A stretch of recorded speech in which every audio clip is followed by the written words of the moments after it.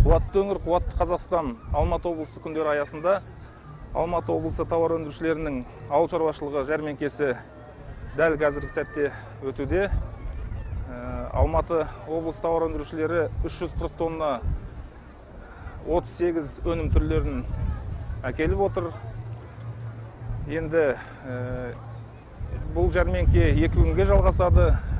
Ертең бүгін болады, ертең болады. Келіңіздер жәрмеңкеге. Арзандатылған бағамен табиғи, еш қоспасыз таза өнім түрлері әкелініп отыр. Енді өнім түрлеріне келетін болсақ, бұл жерде әйгілі Алматының апорты бар, Қараталдың күріші бар, Нарынғолдың картобы бар, және тағы да басқа әртүрлі өнім түрлері бар. Сондықтан да келіңіздер, жәрмеңкеге шақырамыз.